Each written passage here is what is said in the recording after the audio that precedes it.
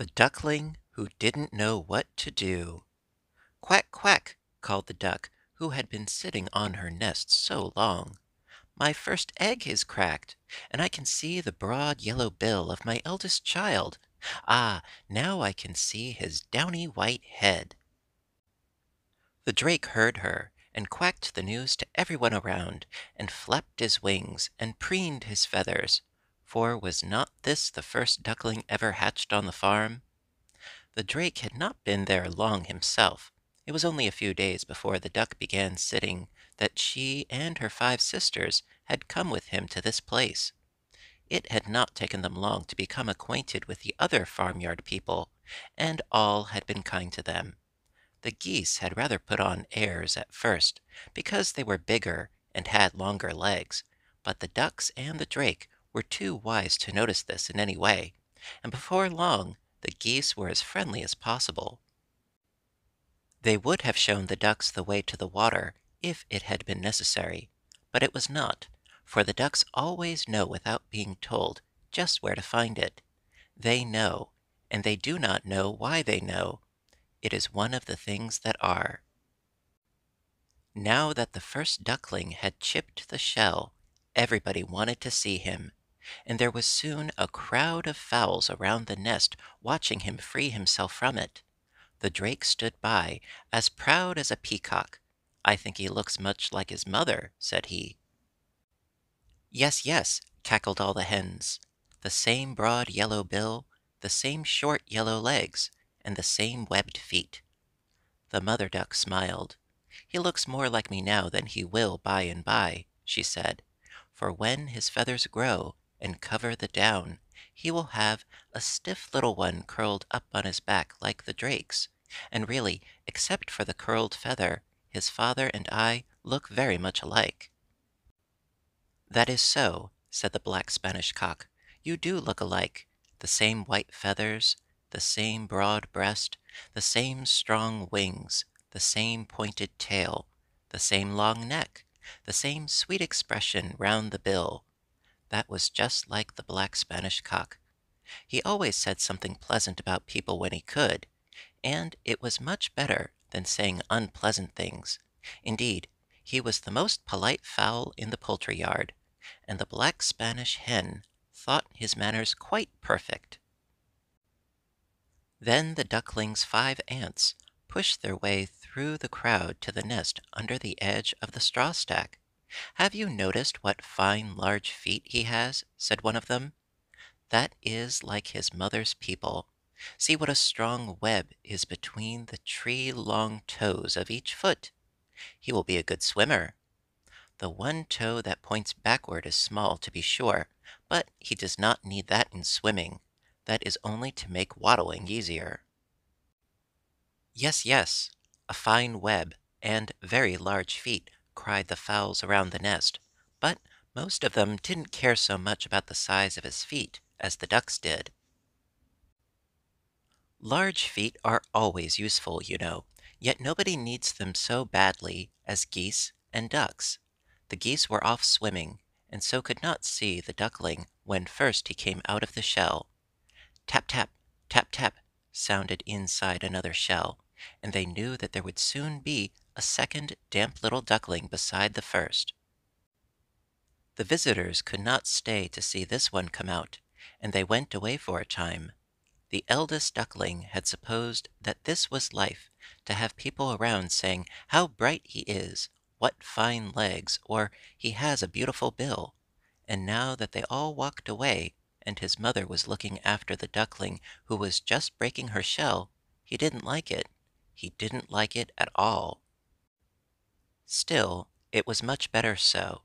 If he had had no brothers and sisters, he would have been a very lonely fellow. Besides, he would have had his own way nearly all the time, and that is likely to make any duckling selfish. Then, too, if all the other fowls had petted him and given him the best of everything, he would have become vain.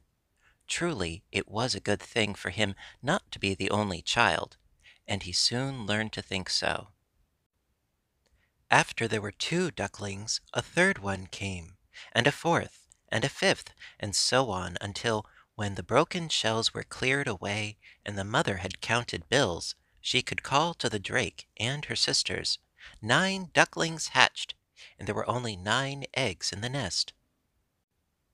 Then come to the brook, said the drake, and let the children have a bath. I have been swimming a great many times today, and they have not even set foot in water yet. Why, our eldest son was out of his shell before the horses were harnessed this morning, and here it is nearly time for their supper. I couldn't help it, said the mother duck. I couldn't leave the nest to take him swimming until the rest were ready to go. I'm doing the best I can. I didn't mean to find fault, said the drake, and I suppose you couldn't get away. But we know that ducklings should be taught to bathe often, and there is nothing like beginning in time. I might have taken some of them to the brook, said one of the ants. The mother straightened her neck and held her head very high, while she answered, You? You are very kind, but what do you know about bringing up ducklings? Now the ant might have said, I know just about as much as you do, for it was the young mother's first brood. Yet she kept still.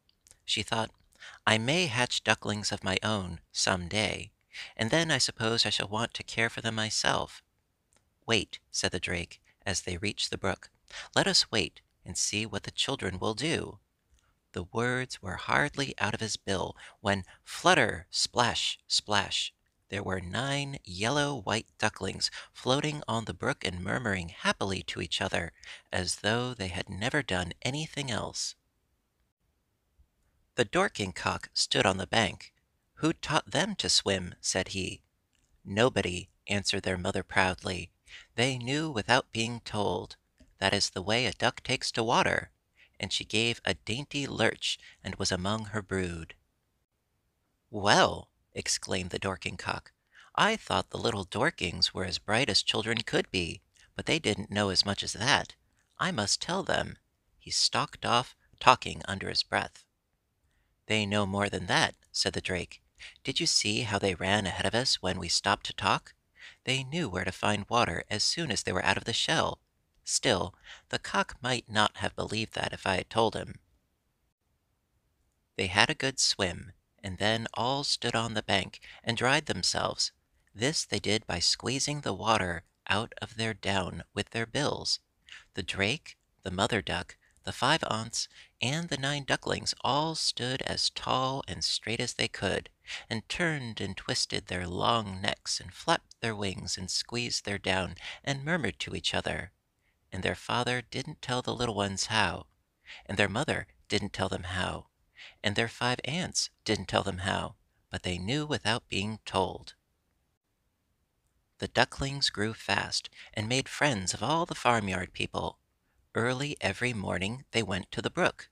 They learned to follow the brook to the river, and here were wonderful things to be seen. There was plenty to eat, too, in the soft mud under the water, and it was easy enough to dive to it, or to reach down their long necks, while only their pointed tails and part of their body could be seen above the water. Not that they ate the mud.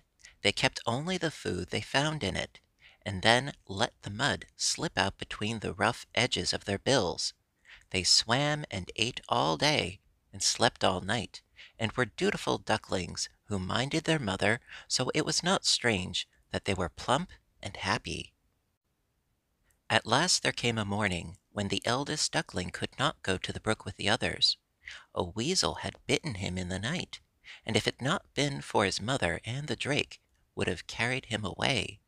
The rest had to go in swimming, and his lame leg would not let him waddle as far as the brook or swim after he got there. I do not know what to do, he said to his mother.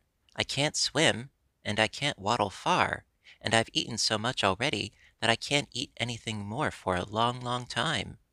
You might play with the little Shanghais, said his mother. They run around too much, he replied. I can't keep up with them.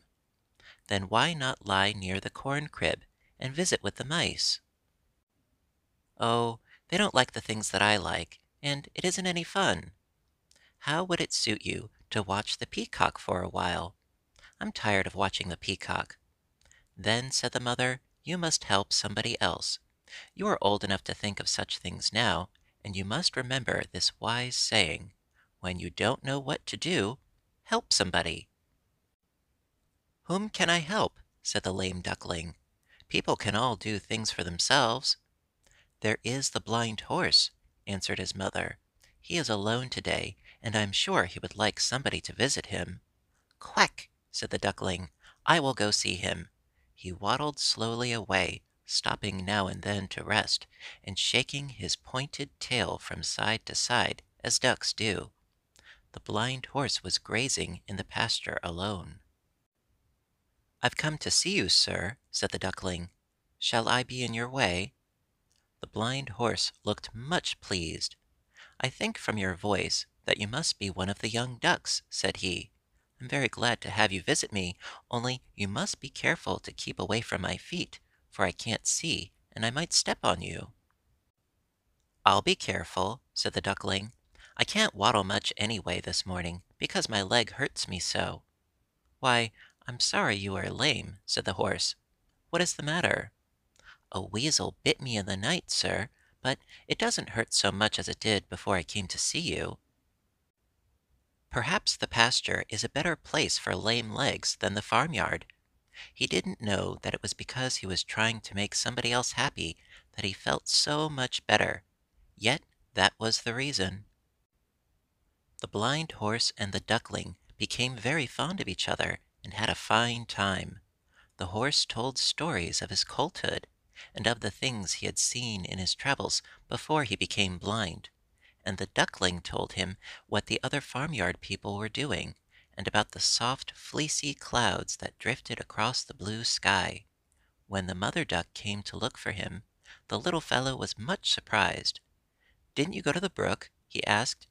"Yes," said his mother with a smile. "We have been there all the morning. Don't you see how high the sun is?" "Why," said the Duckling, "I didn't think I had been here long at all. We've been having the nicest time." "And I'm coming again, am I not?" He asked this question of the blind horse. "I wish you would come often," answered the blind horse. "You have given me a very pleasant morning. Goodbye." The mother duck and her son waddled off together. "How is your leg?" said she. "I forgot all about it until I began to walk," answered the Duckling. "Isn't that queer?" "Not at all," said his mother. "It was because you were making somebody else happy.